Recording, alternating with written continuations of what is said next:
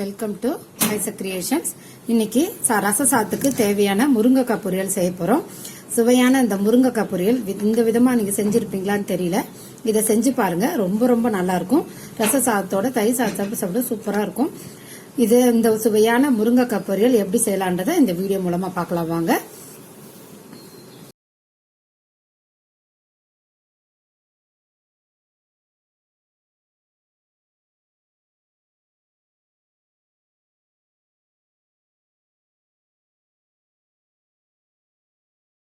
Welcome to Isaac creations. இன்னைக்கு முருங்கைக்காய் பொரியல் செய்ய போறோம். அது எப்படின்றத பார்க்கலாம். அதுக்கு தேவையான பொருள் முருங்கைக்காய் நல்லா கழுவிட்டு நீட்டா நறுக்கிக்கோங்க. ஒரே சைஸ் ஒரே மாதிரி மெலிசா இருந்துச்சுன்னா ஒரே மாதிரி நறுக்கிக்கோங்க. இதை போல கொஞ்சம் மொத்தமா இருக்கு அந்த ஒரே சமயத்துலன்னா மேலேயும் இங்கேயும் கீழேயும் லைட்டா ஒரு மாதிரி ஒரே ஒரு சின்னதா கோடு போட்ட மாதிரி ஒரு நறுக்கிக்கோங்க. அப்பதான் ஒப்பட்டாப்புல வேகும். இதுக்கு தேவையான பொருள் இவ்வளவு மட்டும்தான்.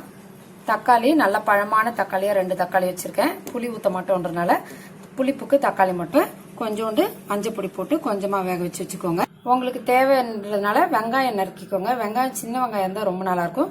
சின்ன வெங்காயத்தை கொஞ்சம் நீட்டா சாம்பாருக்கு வைக்கிற மாதிரி நீட்டா அறுத்தீங்கன்னா அது வாயில கிடைக்கும் போது ரொம்ப நல்லா இருக்கும். அதை எடுத்துக்கோங்க.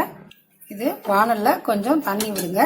தண்ணி விட்டு அதுல மிளகா பொடியும் மஞ்சள் பொடியும் கொஞ்சோண்டு உப்பும் எல்லாத்தையும் போட்டு நல்லா கொதிக்க விடுங்க. எல்லாத்தையும் போட்டுட்டோம். இது நல்லா கொதிக்கட்டும். இப்ப இதுல இந்த முருங்கைக்காயை போடலாம். பாருங்க, இது எல்லாத்தையும் போட்டுட்டோம். இப்ப முருங்கைக்காயை போடலாம். பாருங்க, முருங்கைக்காயை போட்டுட்டு இதை நல்லா வேகட்டும். இதுலதான் வேகும். அதுக்கப்புறம் நம்ம வேக வைக்கிறதுக்கு வேற வழி கிடையாது. அதனால மஞ்சத்தூள் உப்பு காரம் பிடிச்சி ரொம்ப அருமையா அந்த முருங்கைக்காய் நல்லா வெந்திருக்கும். இதை நல்லா உப்பு காரம் பிடிக்கிறதுக்காக மூடி வச்சு ஒரு 5 நிமிஷம் தாராளமா வேக வைக்கலாம். நல்லா வேக விடுங்க.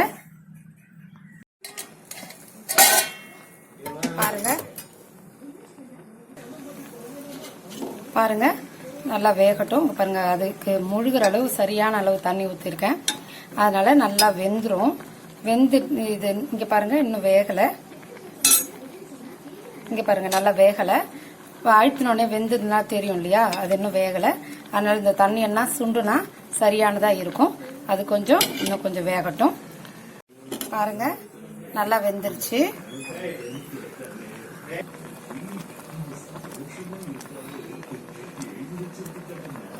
பாருங்க, நல்லா வெந்துருச்சு. நல்லா பாருங்க, இந்த பச்சை கலர் நல்லா மாறிடுச்சு.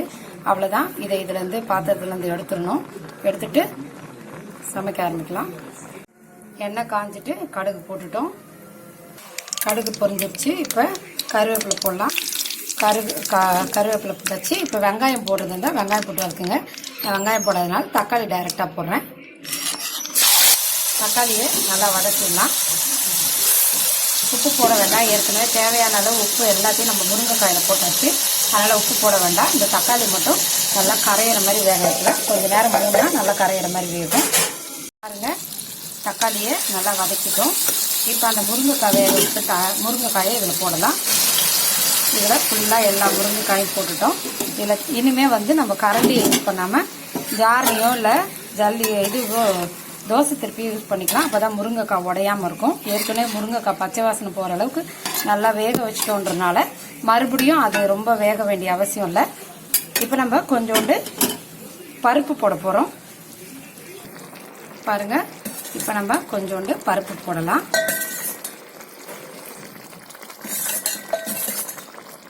பருப்பு போட்டுட்டோம்.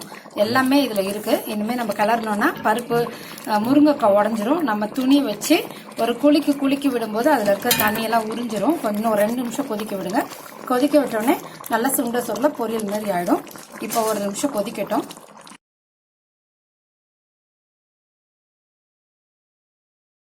பாருங்க, முருங்கைக்காய் பொரியல் ரெடி ஆயிடுச்சு. இது ரச சாதத்தோட சாப்பிடும்போது ரொம்ப ரொம்ப நல்லா இருக்கும். இதை மாதிரி முருங்கைக்காய் பொரியலை ட்ரை பண்ணி பாருங்க. உங்க வீட்டில் கொத்தமல்லி தழை இருந்துன்னா கொத்தமல்லி தழை நறுக்கிட்டு இறக்கி போட்டு பாருங்க, சாப்பிட்டுங்க. ரொம்ப சுவையானதா இருக்கும். இந்த வீடியோ பிடிச்சிருந்தா லைக் பண்ணுங்க, ஷேர் பண்ணுங்க, சப்ஸ்கிரைப் பண்ணுங்க.